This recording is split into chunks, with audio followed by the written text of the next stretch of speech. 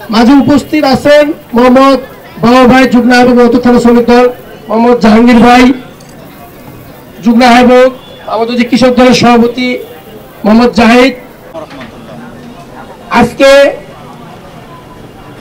আমাদের একটি মিলাদের আয়োজন করছি শামসুর রহমান শিমুল বিশ্বাস সাহেবের। সে যেদিন থেকে শ্রমিক দলের হাল ধরেছে সারা বাংলাদেশের শ্রমিক দল ইনশাল্লাহ শক্তিশালী হয়েছে। আমরা দোয়া করি তার জন্য, সে যেন অতি শীঘ্রই সুস্থ হয়ে আমাদের মাঝে ফিরে আসুক, আমাদের শ্রমিক দলটাকে আরো শক্তিশালী করুক। আমাদের এই বাংলাদেশের শ্রমিক দল আগে বেশি একটা সুনাম ছিল না।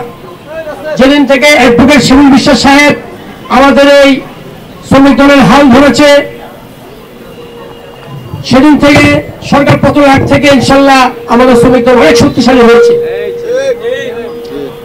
আমরা আশা করি সামনে একটি নির্বাচন, এই নির্বাচন নিয়ে অনেক ষড়যন্ত্র চলছে এবং আমাদের তারেক সাহেবের নামে আরো মিথ্যা বানোয়াট মামলা দেওয়ার ষড়যন্ত্র চলছে, আপনারা জানেন। আমরা একটি কথা বলতে চাই, যেহেতু আজকে মিলাদের দিন, তারপরে বেশি কথা বলবো না, একটি কথাই বলি, সেটা হলো বাংলাদেশের জনপ্রিয় একজন নেতা জনাব তারেক রহমান।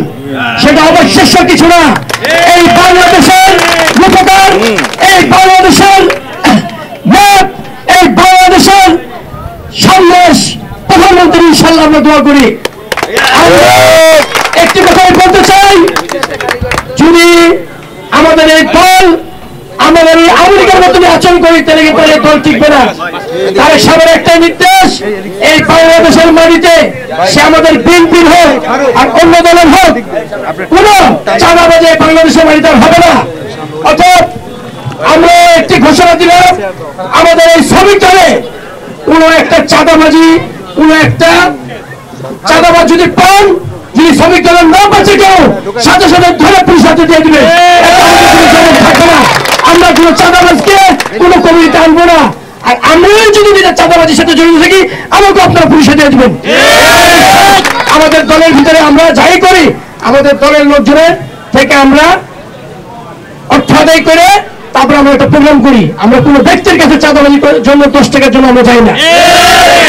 আমরা শামসুর রহমান শিমুল বিশ্বাস সাহেবের জন্য দোয়া করব, এর জন্য আপনারা সবাই দোয়া করবেন, সে যেন অতি শীঘ্রই সুস্থ হয়ে উঠে, সুস্থ হয়ে আমাদের মাঝে ফিরে আসে, এসে যেন আমাদের শ্রমিক দলের হালটা সে ধরতে পারে ইনশাআল্লাহ।